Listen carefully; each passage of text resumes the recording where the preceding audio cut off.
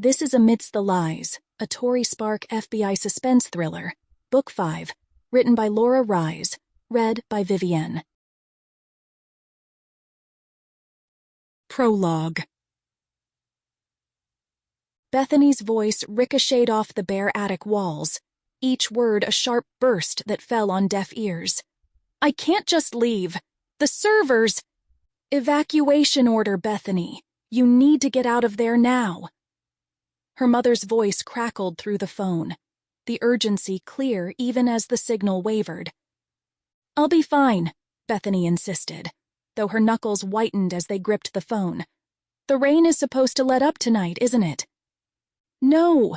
Her mother's voice came the muffled huff of frustration and fear half lost in static.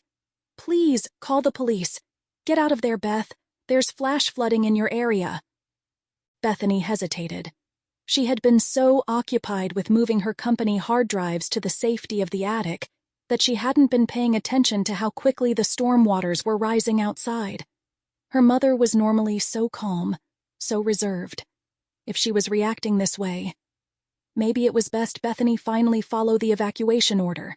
She'd only just finished putting the final touches on her home, and half of her business was now sitting on the damp carpets at her feet, cramped in the finished attic space she'd meant to turn into a guest loft. The servers, where she stored most of her web hosting business, blinked dully across the room. Years she'd spent building the business. Lightning flashed, and the howling rains lashed the slanted ceiling overhead with a sound like an avalanche. Shit, she whispered under her breath. Okay, Mom, she said finally. I'll just... The sound of shattering glass rang out from somewhere in the house below her, and Bethany yelped in startled shock. Her heart hammering, she blinked toward the exit of the attic, already picturing the storm winds whipping into the lower levels of her home. Mom, I have to call you back. Mom? She tried. No answer. The line was dead. The storm had likely taken down a phone tower. Damn it, she whispered. She tried calling her mother back, but only received a dial tone. Bethany stood motionless for a fraction too long. She placed the phone on the wooden end table, the device an insignificant speck in the expanse of the attic.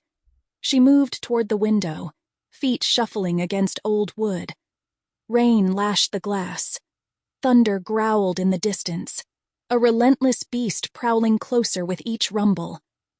Outside, water engulfed the streets, creeping higher, hung... Sample complete. Ready to continue?